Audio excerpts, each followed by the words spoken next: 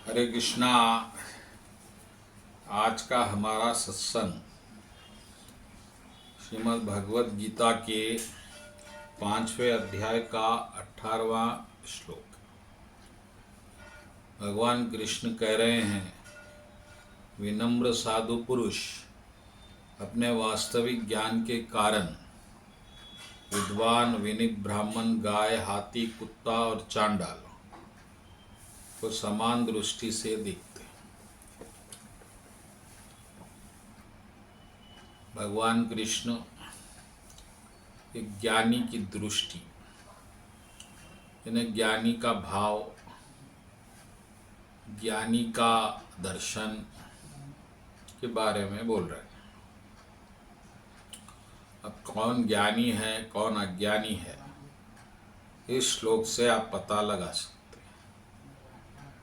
तो कौन ज्ञानी है, ज्ञानी किस तरह से देखता है, और कौन अज्ञानी है, कौन वो किस तरह से देखता है, इस श्लोक में भगवान ने बड़े स्पष्ट रूप से बता दिया है।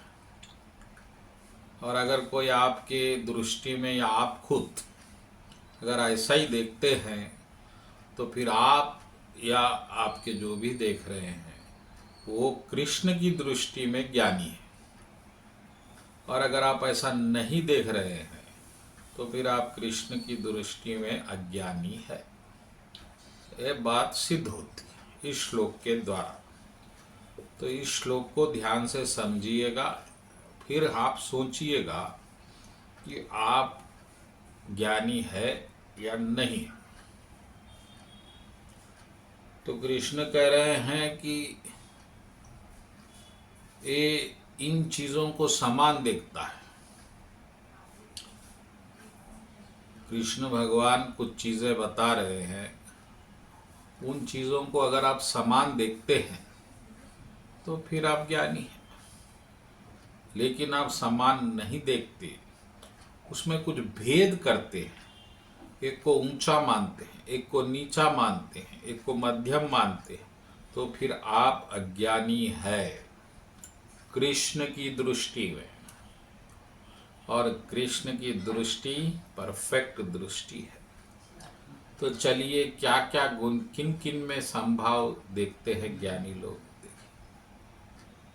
अपने ज्ञान के कारण विनीत ब्राह्मण, एक अच्छा ब्राह्मण देव, और गाय, इसमें तो हम बहुत अच्छा देखते हैं। गाय और ब्राह्मण को हम समान ही मानते हैं। लेकिन अगला हाथी,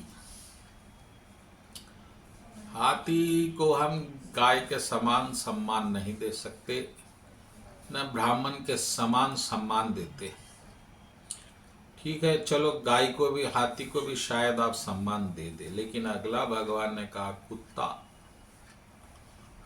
अब कुत्ते को तो आप गाय के समान नहीं समझेंगे। आपने गाय के काटने के लिए कड़ी विद्रोह किए, काटने से बचाने के लिए गाय को बड़े बड़े साधुओं ने उसके लिए आवाज़ उठाई,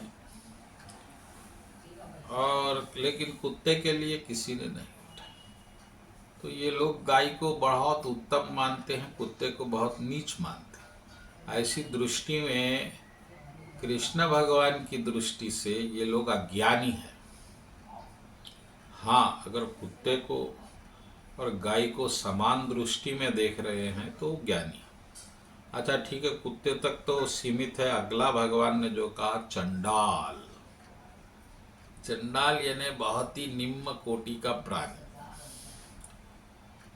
गंदगी में रहने वाला, भयानक, अपवित्र, मैल से पूर्ण, ऐसे को चंडाल कहते हैं। तो अगर आप इन सबको एक ही समान देखते हैं तो कृष्ण भगवान की दृष्टि में ज्ञानी है। तो आप इससे आप अपना आंकलन कर लीजिए कि आप ज्ञानी है या अज्ञानी है। उसमें मेरी विशेष टिप्पणी की आवश्यकता नहीं है। और दूसरी बात एक हम चर्चा कर सकते हैं, वो ये है कि संभव कैसा देखते हैं ज्ञानी लोग। क्योंकि हमको तो संभव नहीं दिखता, हम तो गाय को माता मानते हैं, और चंडाल को तो हम शमशान की वस्तु मानते हैं, पवित्र। कुत्ते को तो हम घर में आने नहीं देते कई लोग।